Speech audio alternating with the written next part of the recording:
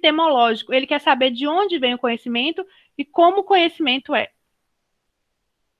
Alguém pediu para entrar? Gente, alguém tinha pedido para entrar? Que sumiu para mim, mas fez barulhinho.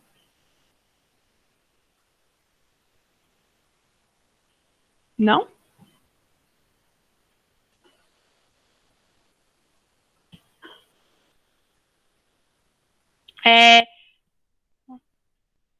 Tem lugar.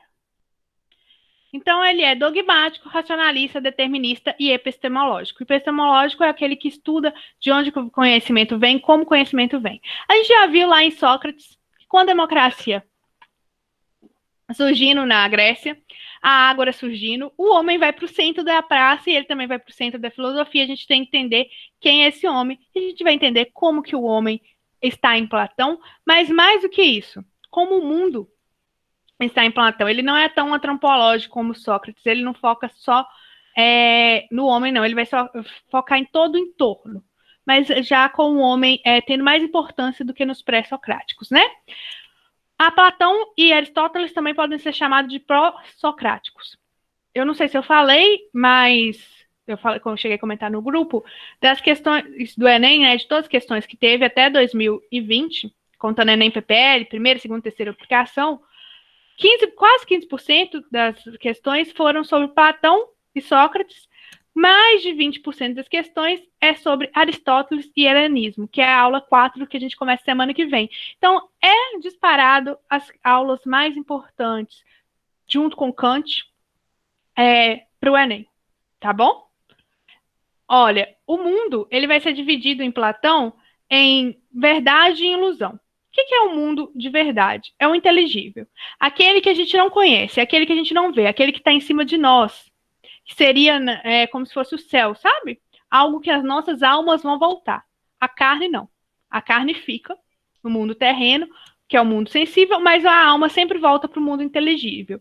E no mundo inteligível está a causa primária.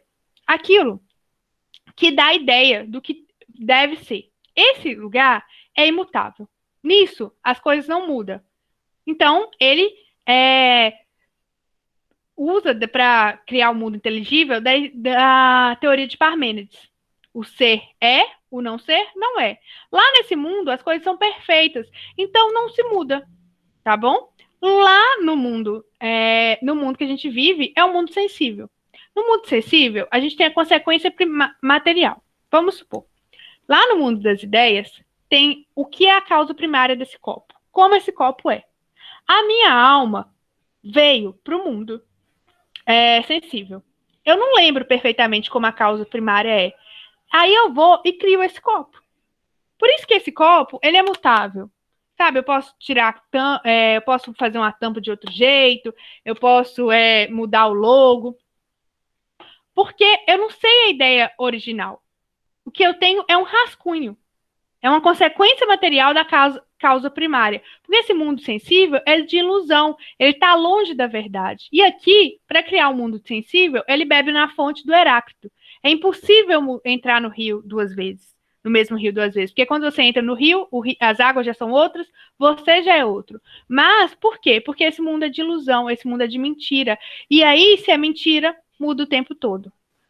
Até porque a nossa alma, às vezes, ela vai lembrando mais do que é certo e vai modificando para tentar chegar perto do mundo inteligível. Tranquilo?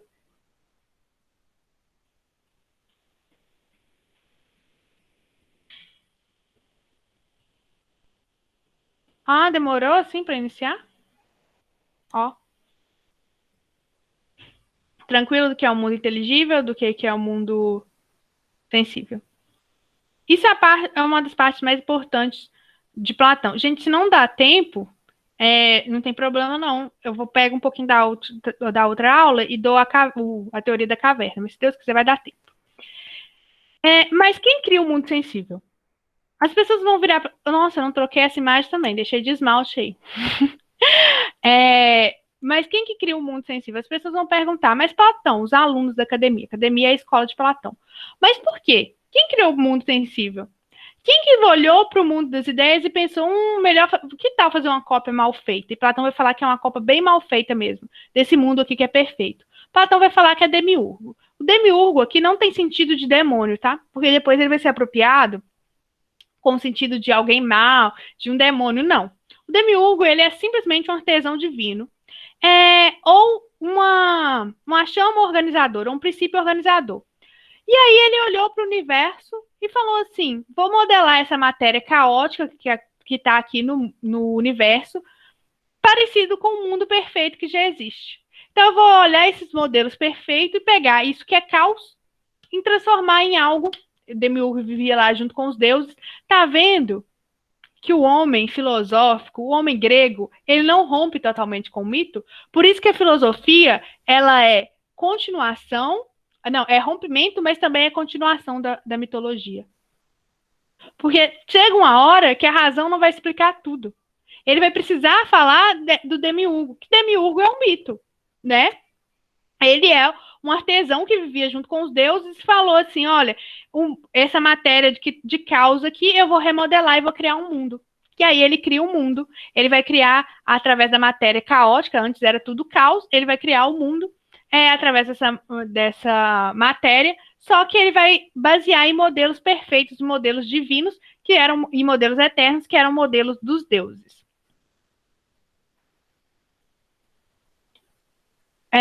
O Platão vai falar que a nossa alma, já que a nossa alma conhece tudo, a nossa alma vem lá do mundo inteligível, ela é dividida em 3 partes. A parte principal é a parte que mais lembra, é a parte racional. Essa parte deve comandar todas as outras, tá? É a parte que você devia escutar. Tem a parte que chama de parte irascível, que é a parte enérgica, que te dá coragem, que te dá vontade de fazer as coisas. Essa parte também é importante, mas ela tem que ser comandada pela racional. Mas para Platão tem uma parte que é um pouco perigosa, que é a parte apetitiva, que é a parte que está ligada aos desejos do ser humano. É a parte que está ligada, por exemplo, ao prazer de comer, ao prazer sexual. Essa parte faz com que você perca a razão, que você se afaste muito do mundo inteligível. Porque essa parte ela é extremamente carnal, ela é extremamente ligada ao corpo, tá? Ela não é ligada tanto ao... ela faz parte do seu espírito, mas ela não é tão ligada a voltar para o que te faz bem. Que é a sua alma voltar para o mundo sensível. Ele vai falar que sair do mundo, voltar para o mundo inteligível. As pessoas também vão perguntar, Platão, por que as almas voltam?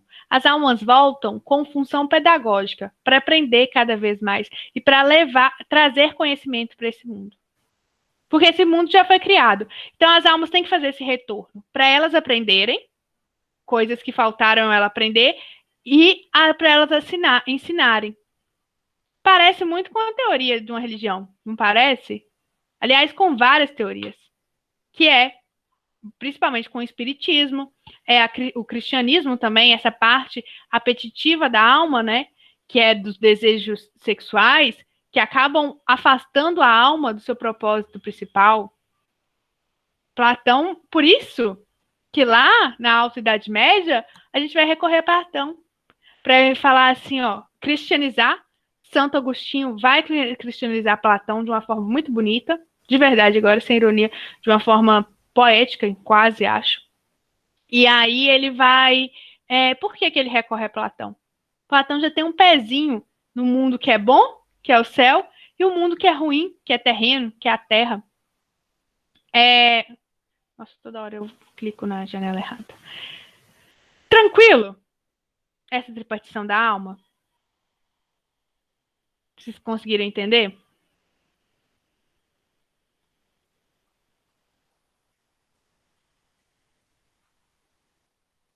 Gente, a minha aula vai até 20h45, né? Eu tava achando que era 20h30, não sei porquê.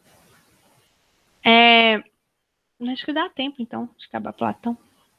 A tripartição da alma, depois o Platão vai fazer uma carta, a carta 7ª dele, que ele vai falar sobre a tripartição da alma e a tripartição que essa teoria pode ser aplicada à política. Ele vai falar que a simetria da alma com a política. O que acontece na nossa alma pode acontecer na política.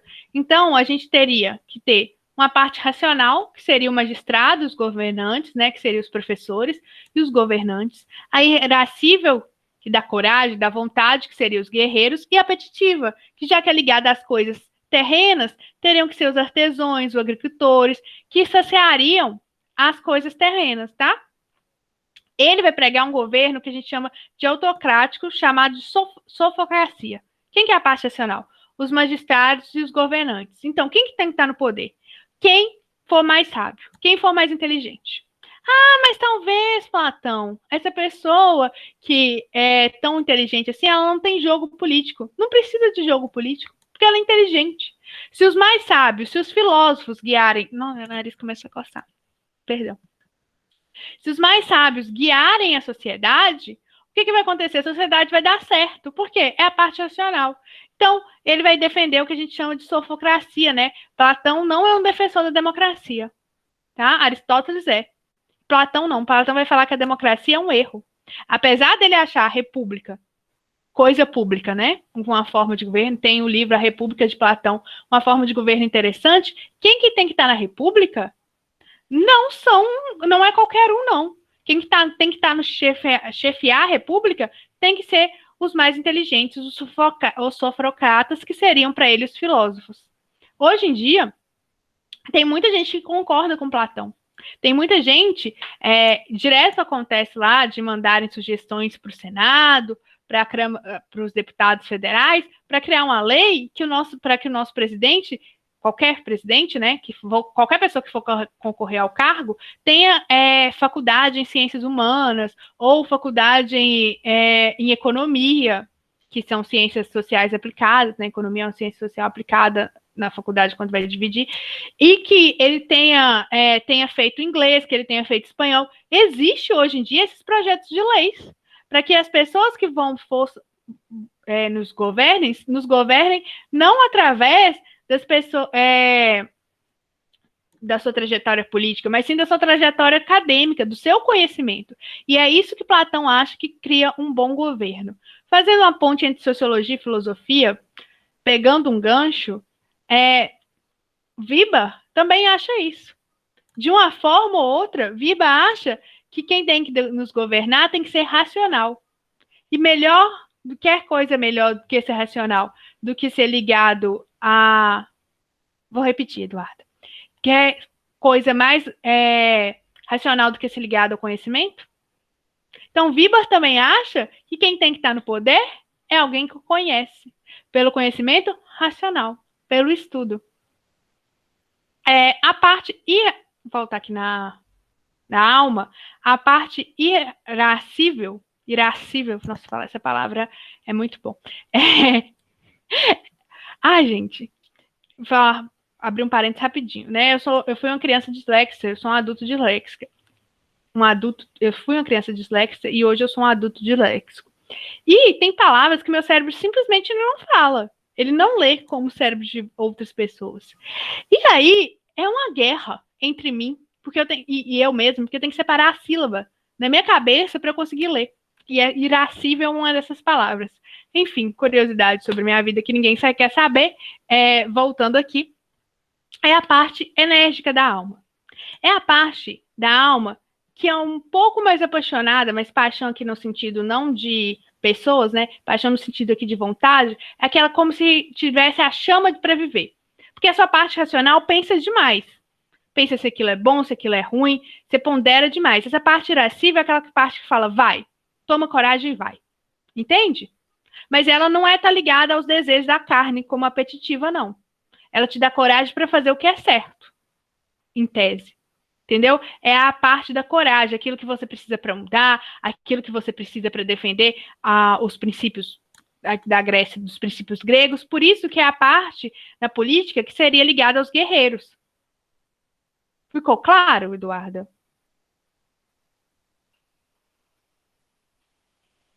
Que bom. Vamos aqui passar. A gente vai falar, então, para Platão, né, voltando aqui depois dessa tripartição da alma, e como que ele aplica essa teoria do que seria o homem, a alma humana. Na política, a gente vai lembrar que para Platão, todo conhecimento é lembrança. Todo conhecimento... eu não conheço... Eu conheci hoje uma língua nova. Eu aprendi hoje alemão. Comecei a conhecer alemão. Você não aprendeu. Você está lembrando do que é alemão. Todo conhecimento é lembrança. E a gente vai chamar isso de teoria da reminiscência. A inteligência já existe. Antes da alma vir para o mundo sensível, o seu espírito já é inteligente. Ele vai chegar aqui e vai lembrar. Só que tem pessoas que... Gente, que nervoso esse nariz coçando. Tem gente que conhece mais. Por quê? Porque passou mais tempo no mundo do inteligível. Então ele vai lembrar com mais facilidade. Entendeu? A alma dele já é mais velha, já voltou mais vezes. Então, essas pessoas que já tiveram mais conhecimento, que lembram com mais facilidade, elas vão ensinar os outros. Na verdade, a aprendizagem é fazer você lembrar das pessoas. Por isso que lembrar das coisas. Por isso que Platão é tão fã de Sócrates. Porque Sócrates fala, conheça a ti mesmo. Gente, eu não estou aguentando. Conheça a ti mesmo. Sócrates não quer fazer que você conheça o conhecimento dele. Ele vai falar que o conhecimento é um, né? Sócrates vai falar que o conhecimento é um e está dentro de todo mundo. Platão vai falar, é isso aí, Sócrates. O conhecimento é um, está dentro de todo mundo. Mas está dentro do quê?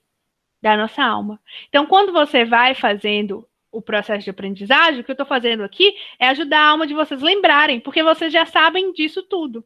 A prova do Enem, as 180 questões, todo mundo aqui já sabe. A nossa alma só tem que lembrar, entendeu? Só acordar, aí não sei como é que faz para ela acordar, mas assim, brincadeira. Platão vai falar que o estudo faz essa alma acordar. E aí ela vai acordando, vai lembrando, mas você já conhece tudo. Basta aprender meios para lembrar esse conhecimento, tá? Outra coisa, ele vai falar que a ciência, né, no caso, na época dele, a filosofia, não cria nada, mas sim descobre as ideias cobertas pelo mundo sensível. Ele vai falar que esse mundo é um mundo feito de cópias bem mal feitas, e o que a ciência faz é rasgar essas cópias. A ciência consegue avançar. A ciência, então, seria a parte que chega mais perto do que são os modelos perfeitos que Demiurgo se espelhou. Entendido que é a teoria da reminiscência? Nunca vi aparecer em prova, mas seria uma boa. Alguém tem alguma dúvida? Torço muito que a nossa alma lembre todas as questões humanas na prova do Enem. Pode passar, gente?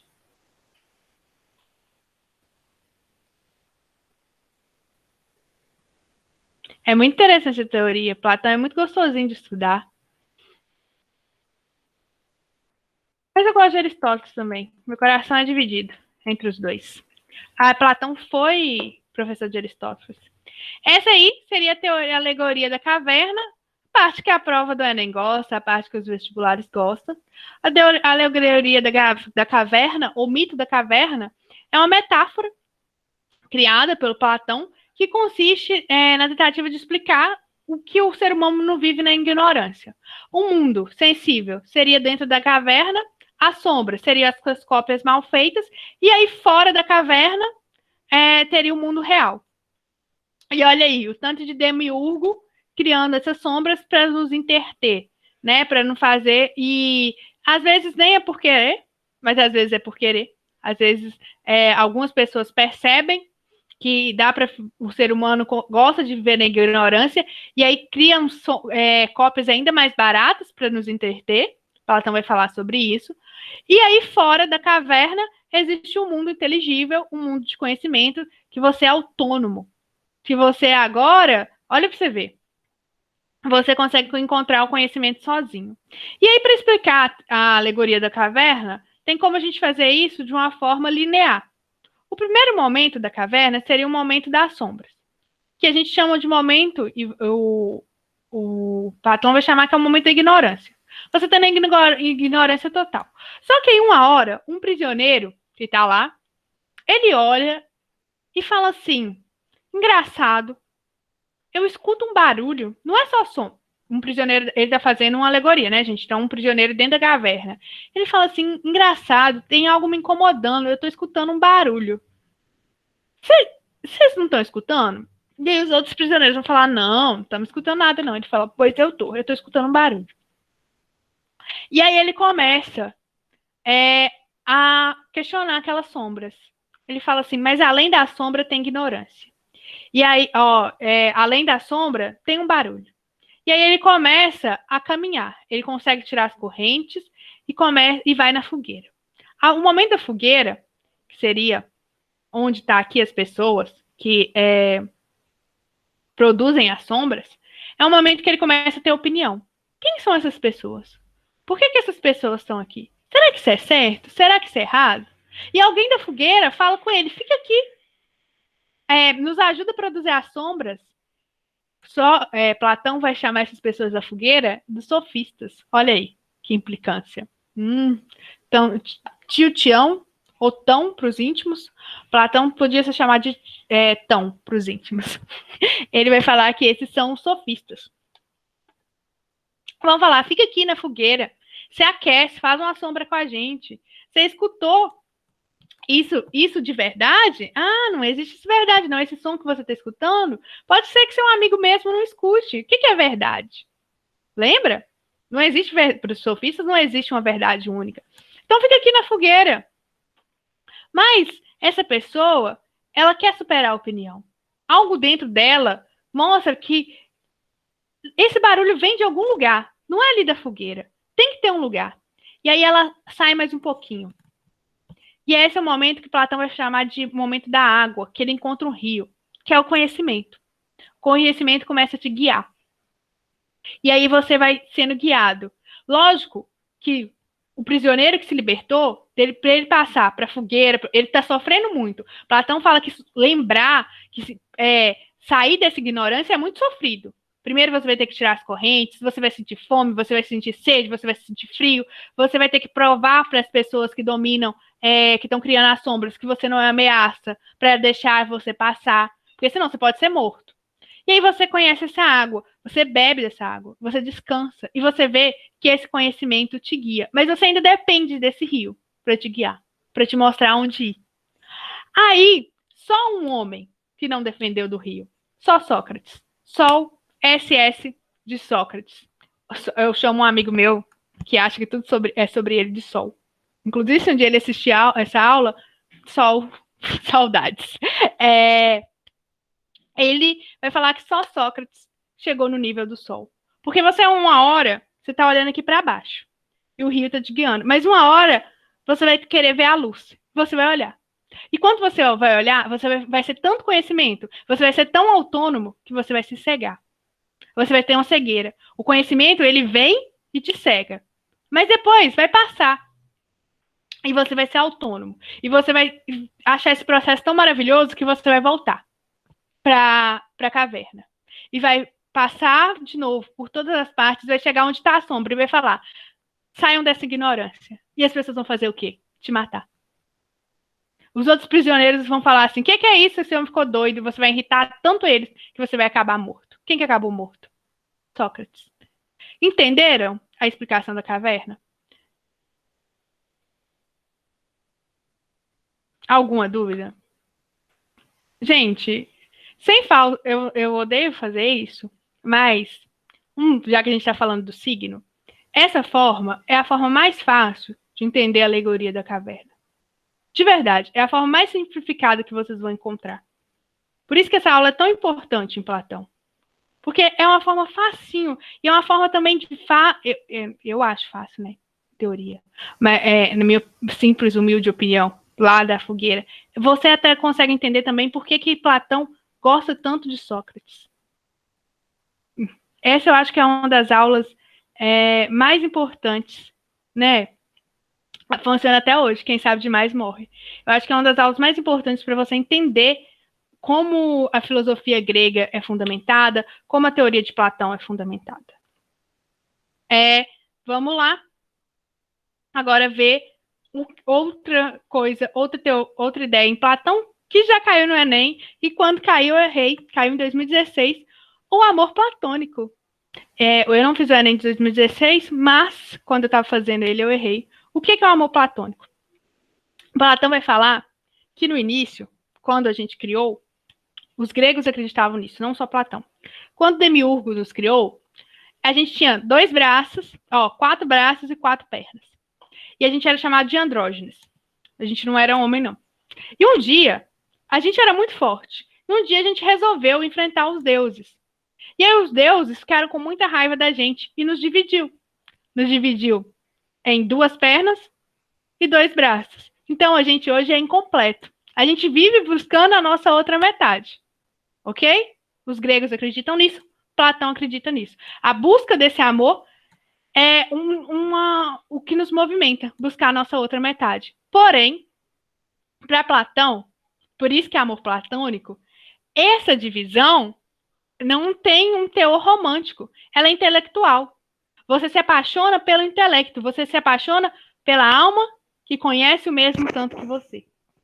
Tá? Não tem relação carnal. Lembra que o Platão não gosta muito da parte apetitiva da alma? Então não tem relação carnal. O único amor verdadeiro é o amor entre o mestre e o discípulo. O único amor verdadeiro que você vai sentir na sua vida é pelo seu professor. Eu sou o amor verdadeiro de vocês. Olha aí. Pra que baixar Tinder? Pra que baixar outros tipos de aplicativo? Né? Eu sou o amor verdadeiro de vocês. A Mona, os Guilhermes, o Lucas, são os amores verdadeiros de vocês. O amor é intelectual, você se apaixona pelo intelecto. Não é como o senso comum que acredita que o amor platônico é aquilo que você sente só para uma pessoa e a pessoa não te corresponde. Por que o senso comum acha isso? Porque Platão vai falar... Tem um filme que fala isso mesmo. Você nem... eu já vi na Netflix. Que a menina escreve cartas, né? Muito bom, ela escreve cartas. E é incrível. Só que no comecinho dele, aí mostra essa teoria. Os gregos achavam que a gente tinha 4 braços e 4 pernas. Só que os gregos mais românticos, diferente de Platão, acham que tem que ter essa união, né? De novo, inclusive carnal. Platão vai falar que não. Carnal, só... Quer falar carnal, só Leandro Carnal. Mas essa piada é muito ruim. Meu cérebro pensa umas coisas que eu não sei explicar. Mas, enfim, o amor é intelectual. E por que o senso comum adaptou a ideia de Platão? Por que isso, né? Porque para esse amor não correspondido para amor platônico, porque o amor platônico ele está só na cabeça, ele não acontece de fato, né? Ele é uma troca de ideias. E, de novo, mulher em Atenas estuda? Não. Então, o amor é de homem para homem. Você não ama uma mulher. Porque ela não é cidadã, ela não estuda, ela não produz conhecimento. Um homem ama o outro. Redação de combate à homofobia, uma excelente introdução. Eu, assim, acho uma excelente introdução. Foge um pouco do comum. E a última, acho que é a última coisa, academia platônica. Platão é onde Platão vai lecionar para os seus discípulos, seus verdadeiros amores. Ela foi reconstruída. Hoje ela é assim, bonita, né? Lembrando que os gregos não sabiam fazer arcos. Eles só sabiam fazer coisas retas. E ele vai falar que lá a academia é um rio, que os discípulos precisam ficar olhando para o seu mestre para se guiar. Já superou a opinião, porque quem está na opinião, os sofistas, ele é um rio, mas ele ainda não é o sol, como Sócrates. Gente, dá para perceber que o amor da vida de Platão era Sócrates. O amor platônico dele era Sócrates. E aí ele vai falar sobre as artes, né? Ele vai ser lecionado música, ginástica e matemática. Matemática principal, filosofia, porque é exata, da principal ciência, né? Filosofia é a mãe de todas as ciências, mas é exata, é onde não tem mentira, então é a ciência que você mais chega perto do mundo inteligível. Ginástica, para exercitar o seu corpo, quanto mais o seu corpo fica saudável, vamos dizer assim, forte, você tem mais coragem, cuida da sua parte também irascível, né? você se parece mais com um guerreiro, e também a forma do corpo no mundo inteligível é uma forma forte, saudável, e também de artes, você só estuda uma matéria de arte, que é música, porque a arte seria cópia da cópia. Então, Platão achava que os artistas, escultores, desenhistas, eles já estavam fazendo cópia da cópia. A gente já é uma cópia mal feita, imagina fazer uma cópia disso. Para que estudar isso? Entendeu? A música não. A música você não está copiando, você está se inspirando, então sua alma está lembrando. Então, se a gente for também fazer uma redação sobre valorização da arte, a gente pode falar que Platão já desvalorizava as artes. Ele achava que a única arte viável seria a música. Teatro, escultura, todas essas outras seriam artes menores ou perca de tempo, porque a alma já é o corpo, né? A forma material já é uma cópia. Para que copiar ainda mais isso? É isso. Deu tempo, que feliz. Alguma dúvida?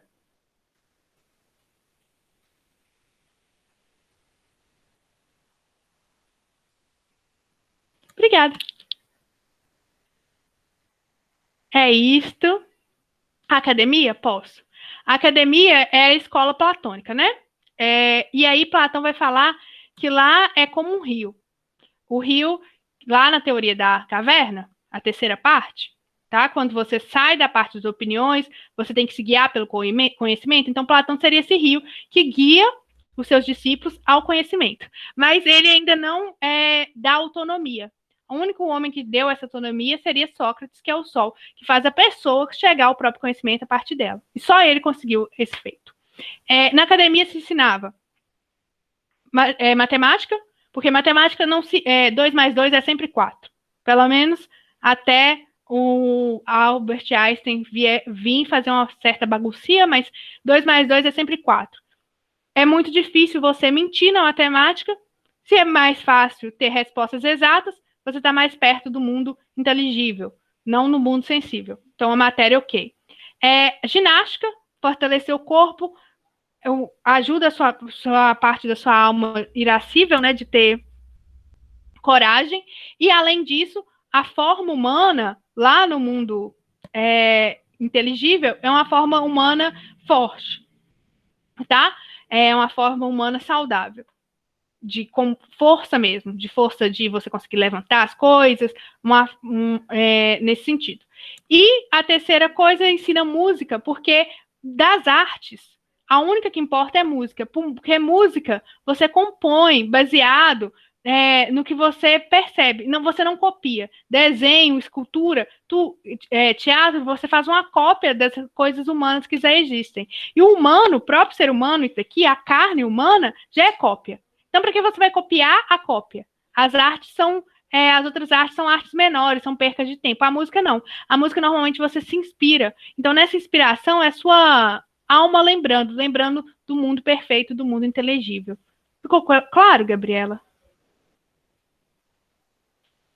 Parar de gravar aqui. É isso, gente. Muito obrigada. Sábado tem aulão. O aulão é aberto, tá?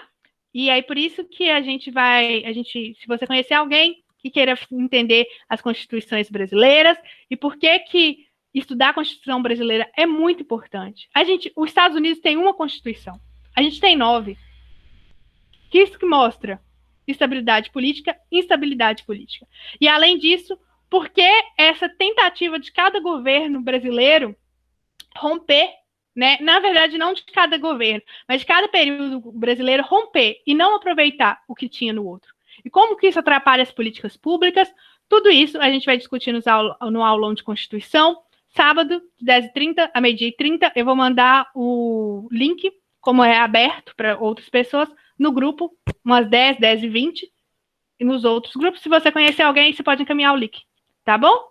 É isso, espero que a aula tenha sido proveitosa. É sempre um prazer estar aqui com vocês.